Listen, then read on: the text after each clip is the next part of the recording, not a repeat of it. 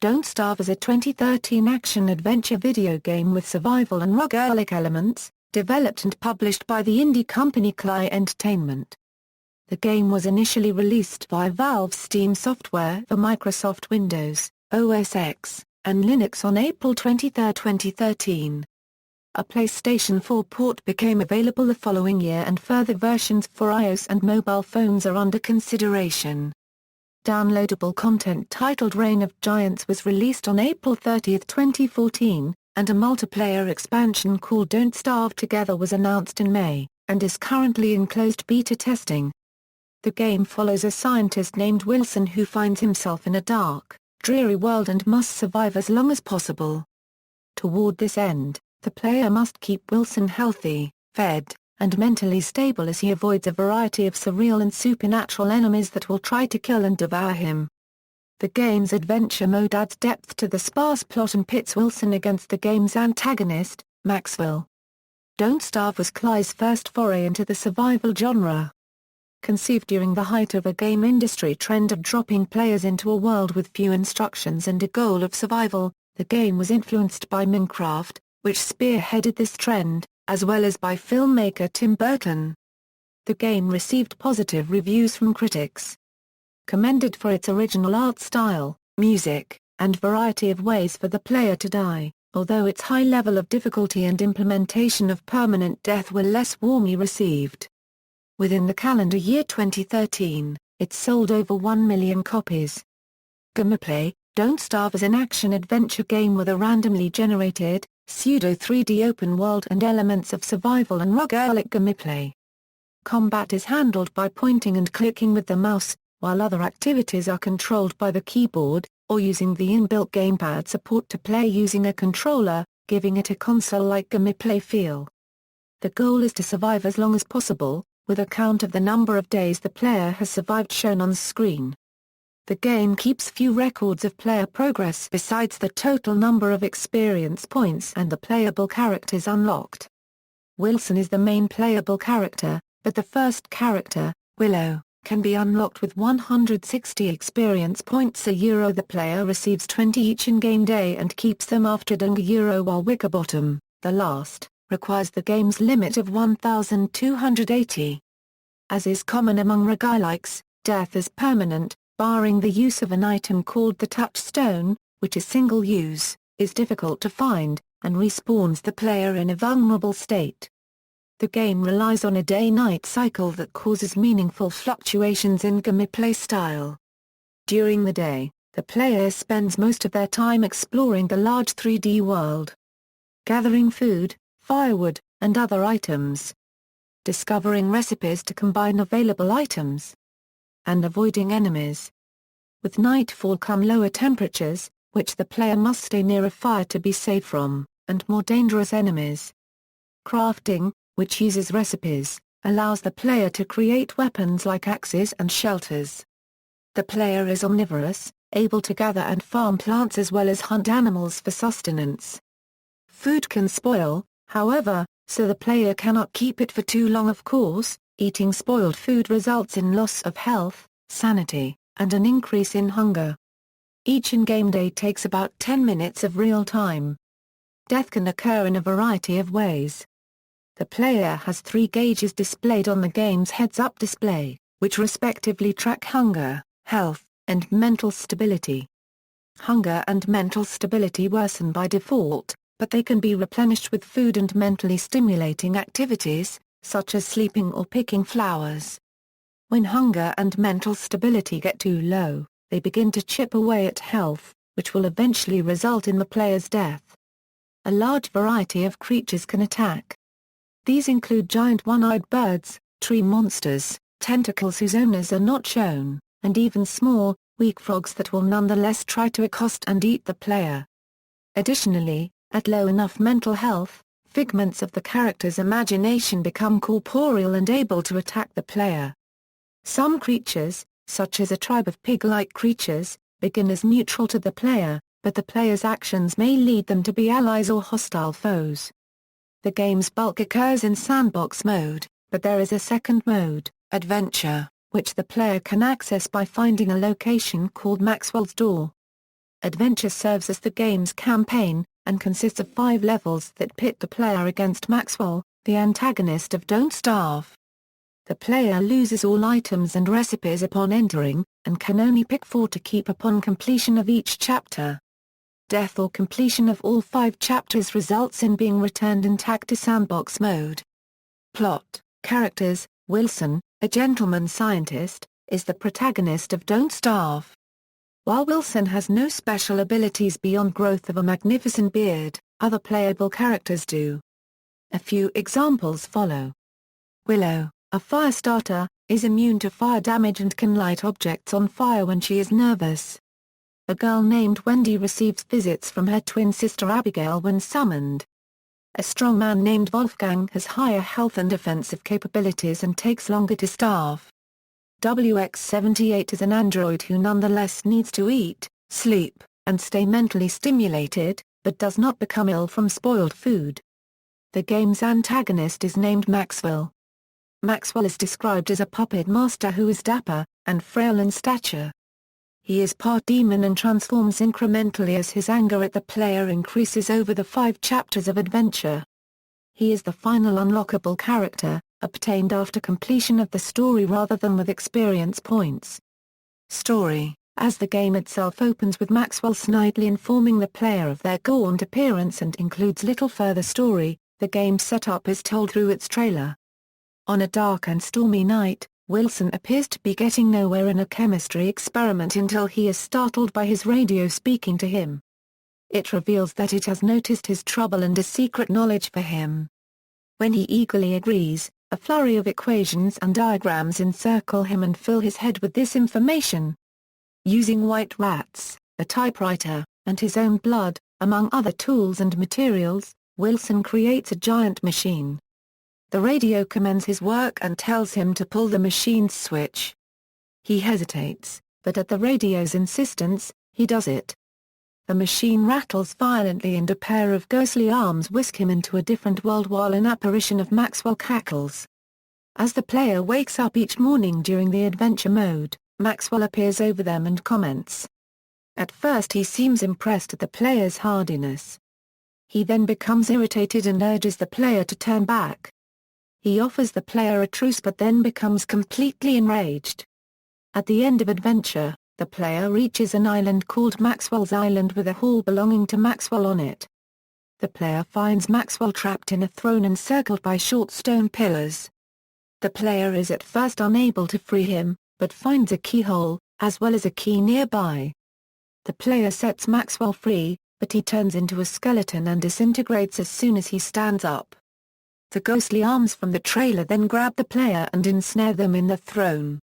An epilogue implies that the player will take on a villainous role similar to Maxwell's using newfound powers given by the throne, but will nonetheless be trapped forever. Development, conception and design. Don't Starve was developed and published by indie studio Cly Entertainment. The game began development as part of a 48-hour game jam in 2010. The team liked the idea but shelved it until 2 years later, when they had the time to flesh it out. Full development commenced in 2012, while Cly was nearing the end of the development process of Mark of the Ninja. This was during the heat of an industry trend of creating games in which players are dropped into a world with few instructions and a goal of survival. The torch of this movement was held by the 2011 sandbox game Minecraft. Member Kevin Forbes stated in an interview that Minecraft was one of the team's biggest influences, particularly its exploration elements. However, as the game was conceived as a weird experiment, the team's main goal was to innovate in terms of gameplay and aesthetics, specifically by adding a layer of emphasis on characterization and themes. Another influence was the 2005 Nintendo DS title Lost in Blue, which contains similar supernatural elements and a day-night cycle.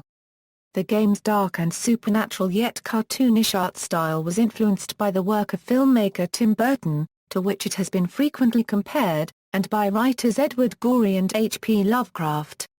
Forbes noted the team's ambition of creating something dark and creepy. After conception of the basic game setup, Forbes penned a backstory influenced by steampunk and horror, and led creative director Jeff Agler added comic strip-like art elements. To further the game's atmosphere of loneliness and directionlessness, Cly decided firmly against multiplayer gameplay. Cly has received numerous questions about multiplayer, but fans are typically understanding when directed to Cly's thread about why they are not developing it. Development was marked by a few changes to the game's formula that would be reverted. Most notably, at one point during development, Cly wanted to add quests to the existing open gameplay.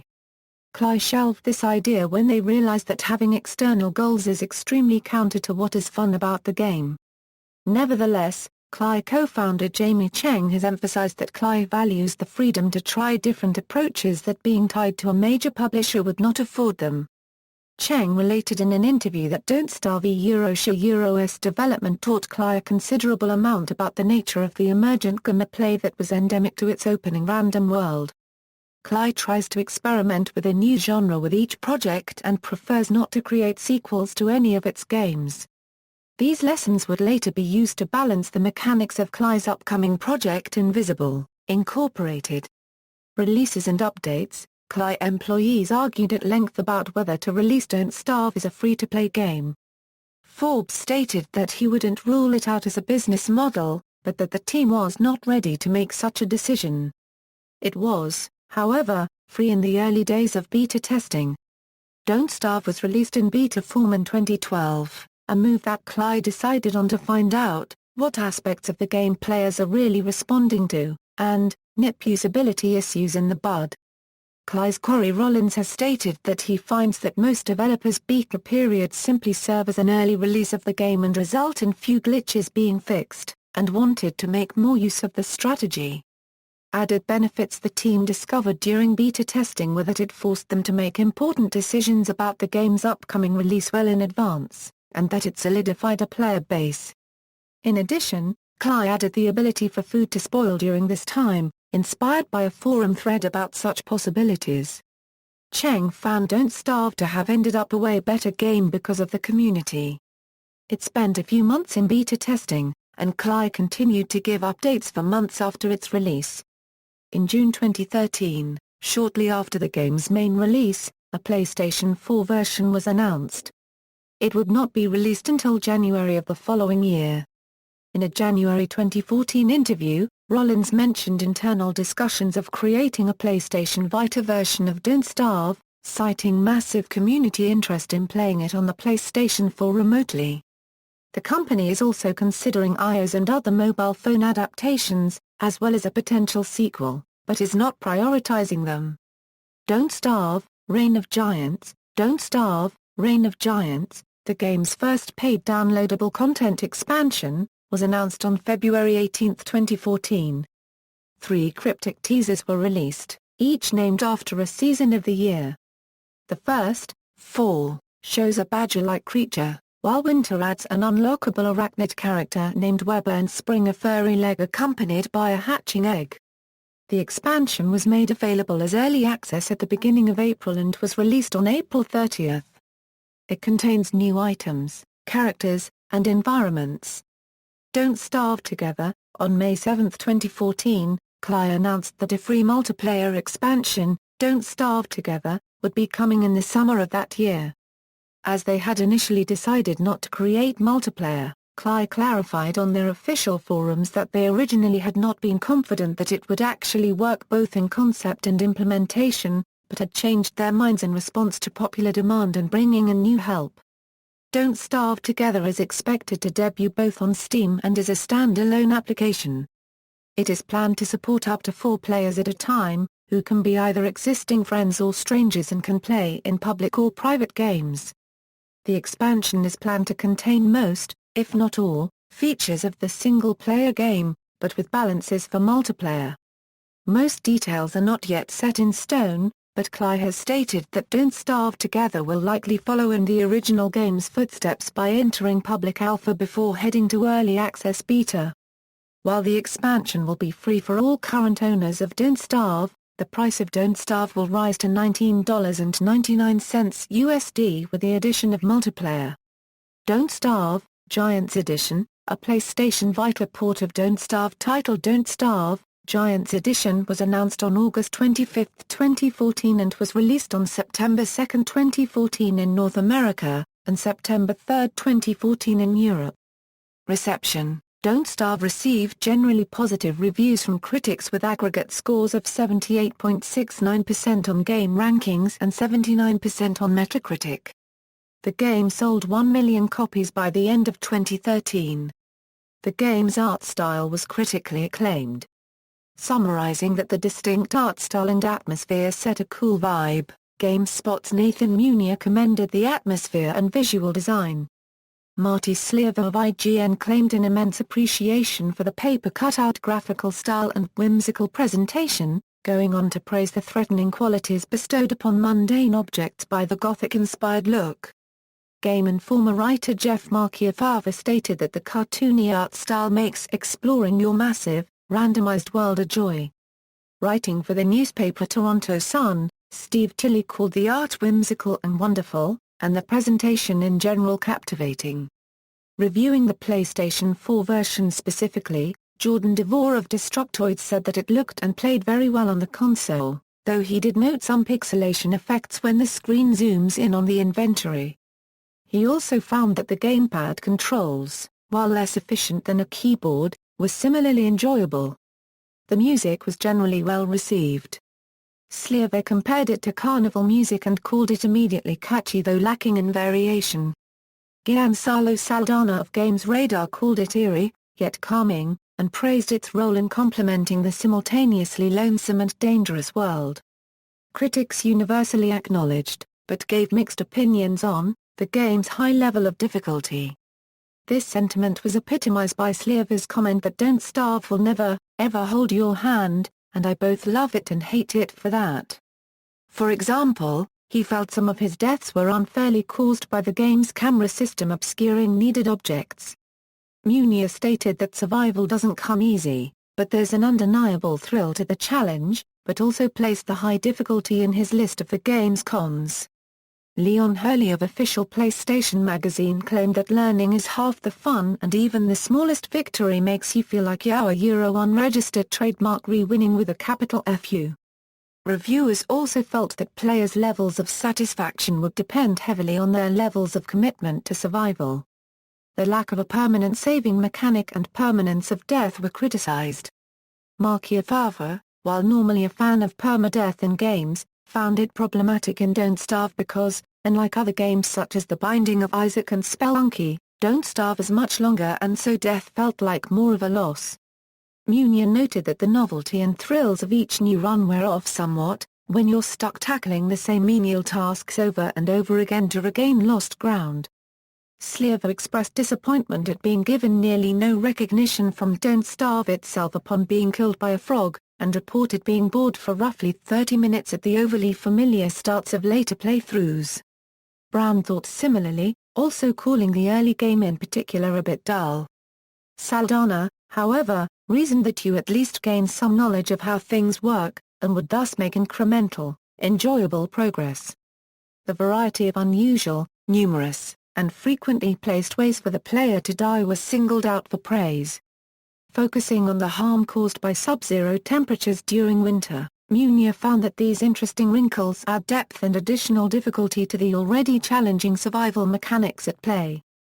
Jessica Condite of Joystick praised the high number of possible causes of death as well as the game's efficient and easy-to-understand display of the player's health, hunger, and mental stability.